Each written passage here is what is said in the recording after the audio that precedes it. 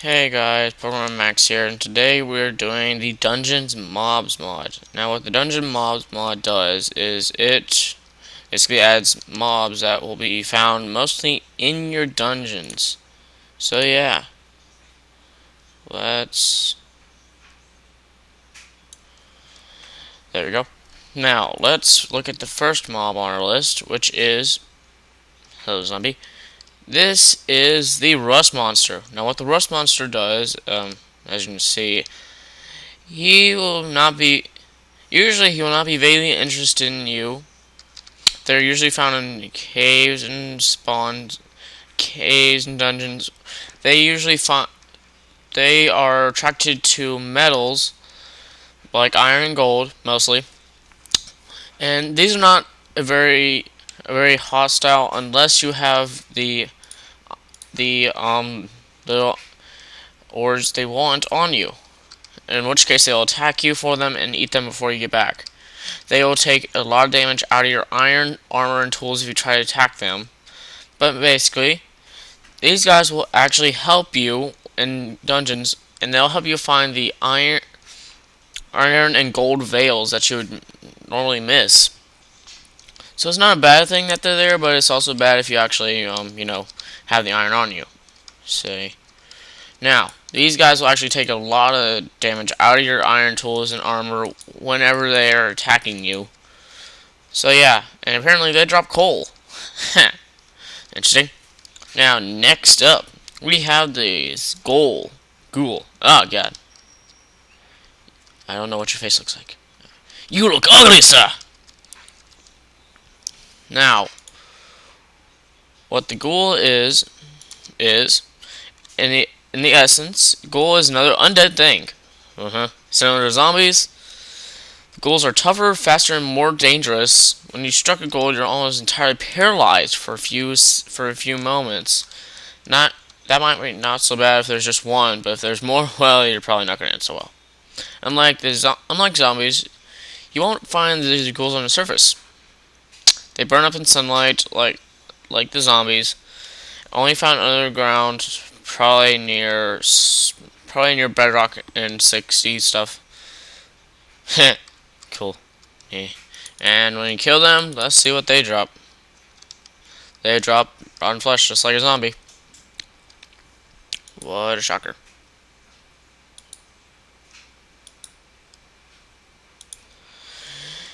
Now, next up, we have the Shrieker. By itself, it looks completely harmless. But you can walk up right and it doesn't even attack you. They don't move. While they might shake a little bit, they're not intelligent at the least.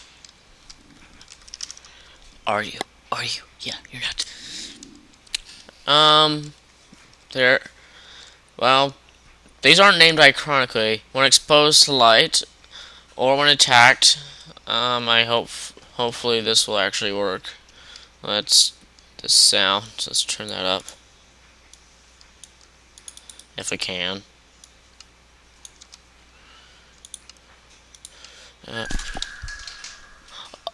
Oh god, that hurt. Oh god. Turn off the sound. Oh, that scared me. As you can see, that's why they're called the Shrieker. They're not intelligent. Or as an attack or jostled by a creature, Shrieker emits an ear-piercingly loud thrill, which attracts the attention of nearby creatures, making them appear suddenly by the Shrieker without warning. One way to think about the Shrieker is basically a living mob spawner. It can spawn any hostile mob native to the overworld. So you just grouped him and summon a very large group amount at a time. Now I'm gonna kill him. And it drops a mushroom.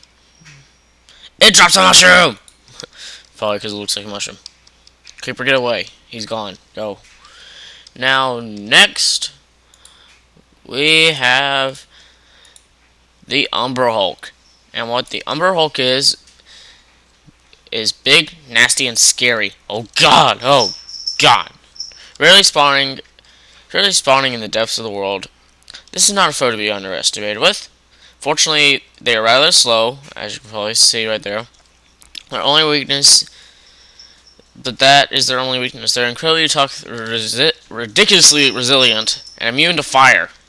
So don't think you can fire them out. And hit like a sledgehammer. The only best geared for adventures and should attempt battle with the beast to engage, otherwise is folly. So let's try. We're gonna kill him just here because Rune Crib Bone doesn't actually matter right now. It doesn't matter about our stuff. God, they are resilient and strong. Oh God. And when they die, they drop leather. Leather. Now, what we have next is the Hook Horror. Now, what the Hook Horror is, it having claws. Besides having claws for hands, the Hook Horror is a dangerous foe. Is quite adept with its hooks, capable of ripping your flesh and tearing up your armor, and against creatures that wield items. Capable of ripping things right out of your hands. Enchanted armor may be better able to hold itself together against this creature onslaught. It will occasionally, without warning, whip itself into a frenzy, barraging its target with a fury of claws. Oh God, die! Okay, I'm killing you. Basically, it'll take your stuff. No, no, it took my. I thought, and what it drops is tripwire and bones. Tripwire hook. Oh, tripwire hook and bones. Interesting. Okay. Now, what we have next is the Beholder. Ooh. Now, what the Beholder is, oh crap, is that thing. It's flying away from me. Come back, come back, come back. Wait, where'd it go? Where'd it go? Now, what the Beholder is, capable of flight. These beasts stalk in the deep parts of the world, where otherwise while most other creatures are dangerous, only if you can reach with their claws. The Beholder is a ranged monster, shooting bolts of magical power. If an eye ray strikes you, you'll be subject to manner of horrible effects. Each ray is different. Some will apply damage outright. Some will poison you. Others will slow you. Regardless, primary qualities of the ray will remove enchantments from. Will always remove enchantments from some of your items. Even if an eye ray should miss you, it still prove dangerous. If the eye ray strikes ground, it will explode. Seems like something you don't even want to meet. Okay, next we have the Troll. Trolls are very familiar with common tactics. This one, oh, he looks like a Squidward. And he seems to have a potion effect on him. Let's see what this does. Now he looks at me. Yeah, they'll mostly slap you until you stop moving. The distinguishes trolls is their extreme hatred for sunlight, rapid regeneration skills, and hunger. What the? What? What was that? And hunger. Trolls will spawn in caves and even the highest mountains, but they're only if they're incredibly dark. Far darker than even normal monsters can spawn. Trolls will flee in sunlight to their best ability and will be slowed in sunlight. And so they'll gradually turn into stone. Oh, they're mostly harmless in daylight. They slowed while in sunlight, so gradually turn to stone. They are mostly harmless in daylight. They are incredibly dangerous in dark, where their regeneration will make even the most dangerous of weapons weapons useless against them. Only one thing known to overcome them is their regeneration: fire, fire. So use fire on them. Next, we have the Distraction. Detraction. Now that looks creepy. Do not be fooled by their weird appearance or garnish colors. Is a fearsome predator in the depths. Their mastery of sonar capabilities, such as they can produce the frequencies required to shatter glass, crumble stone, and dissolve metal with little to no difficulty. When hunting, they can modulate their voice frequency so as to disrupt the very air itself, resulting in shockwaves of explosions, as in water water in the air instantaneously boiled away by the resonance frequency. When pressed, distract. When pressed, distractions resort to their claws rather than slowing down our attacks. Not quite as deadly as their harmonics. Still render flesh relatively easy. A side effect of such destruction powers. Distractions are highly kinetic force. Explosions will do little to phase them, and they appear to be fast. And they drop a record. What far? So let's get out of Boombah. Let's get out our Boombah jukebox. Let's put that back in there. Let's put one down. Get our funky groove. And let's turn on the music.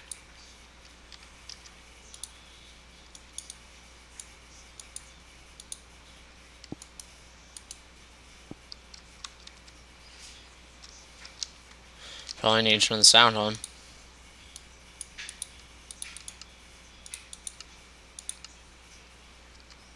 Apparently it doesn't work. You're useless!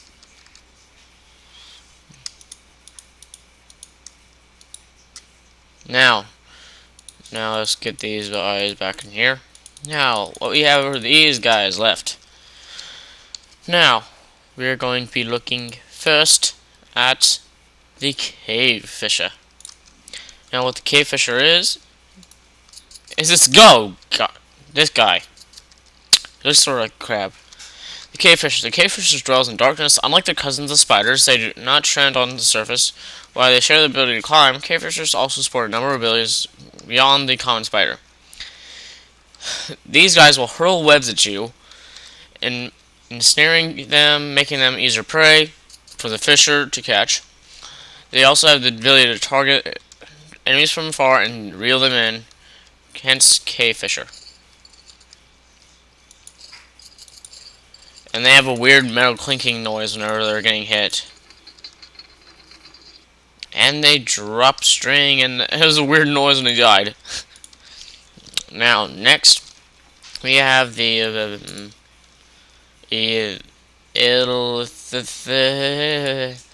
Illithid. Now, Cthulhu. Now, Illithid is a mind flayer. Their physical attacks are not very strong, but when they attack you, they latch tentacles on your head. When all four are attached, they extract your brain, killing you instantly. In the meantime, their mental powers keep you constantly slowed, letting them catch up with you no problem. If you're thinking about bringing little dogs and cats to the party, you would be rather wrong. As Lithids, they're only interested in human brains. They have another use for their simple-minded creatures.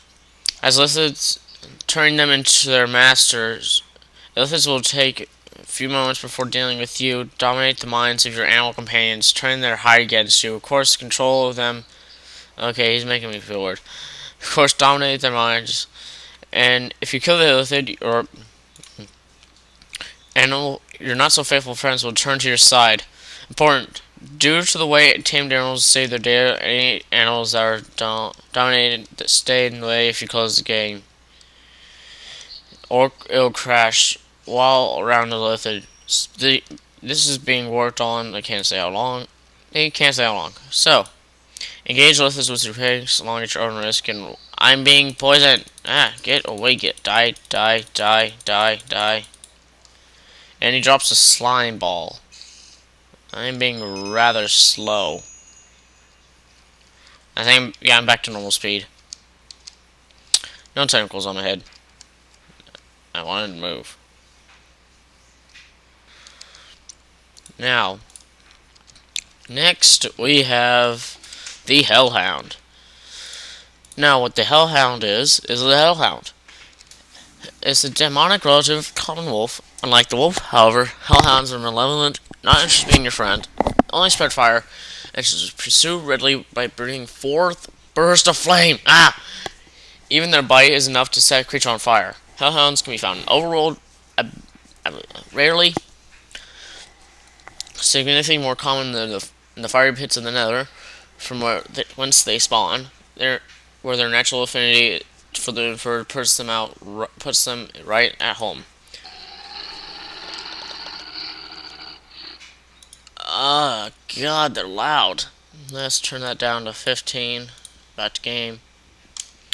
Now, this is what they look like. They are really horrifying. And when you kill them, I've seen this before, they drop a blaze powder. Shut up. Yes, they drop blaze powder when they die. Okay. Now, what we have next is Raksha.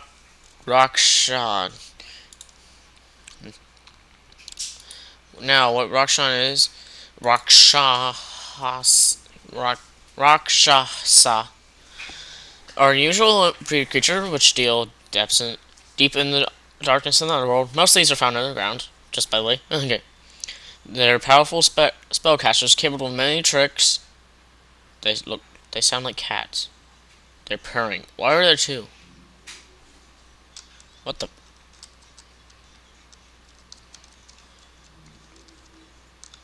No one's purring.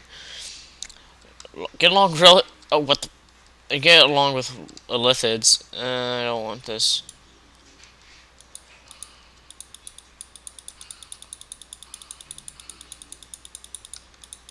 What the heck?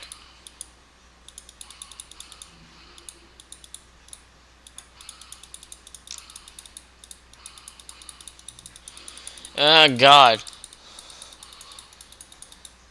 As you can see, they're magical. Kill many tricks, including visibility, to make illusionary copies. They are masters of using arcane energy to harm their foes. Prefer to fight at a distance. Being spellcasters rarely carry tomes of power with them. While not usually by themselves, they can be found imbued with powerful magics into weapons or tools. So I wasn't lucky that time. Let's spawn another one to see if we get what they're talking about.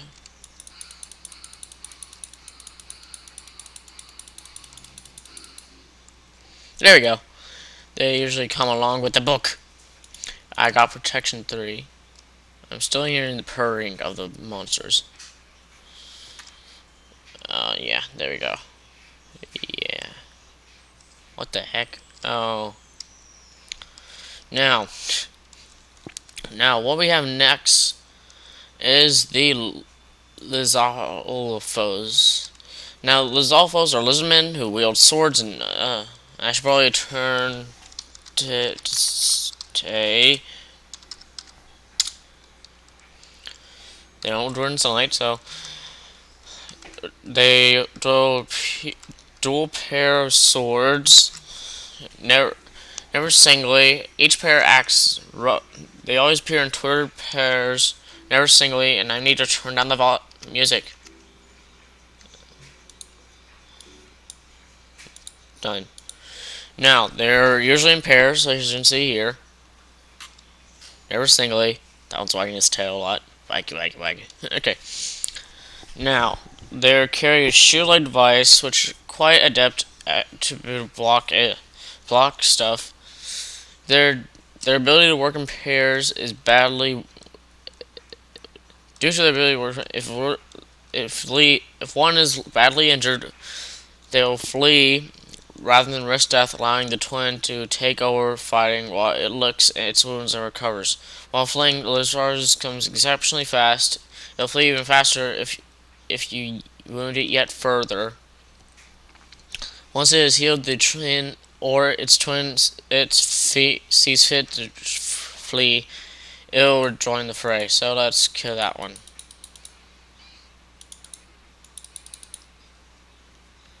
As you can see, that guy just like bolted off.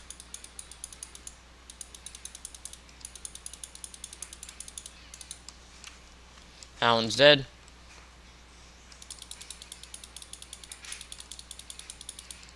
Doesn't look like they drop anything but experience points. Upon defeat, they will sometimes drop a sword. Oh. Okay. Now, for the last mob, we have the Cockatrice. Oh, God, it's ugly. It is ugly. Born of a yolkless egg. How's that even possible? Cockatrices are vile creatures with a rude temperament. They're partly well known for their ability to prey into stone. Turn their prey into stone. Unfortunately, affect those who venture into their lairs.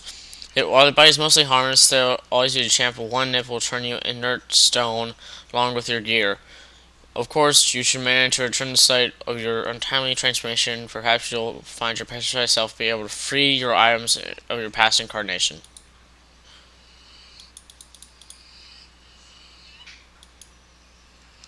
And they dropped 2 eggs. Probably because they were like, please pass on my legacy. No. I would never do that. You're evil and mean and evil and mean. So let's get rid of this stuff. And that was it, guys. That's the Dungeon Mobs mod. Hope you guys like it. I'll put it in the link in the description below, and I'll see y'all next time. Bye, guys.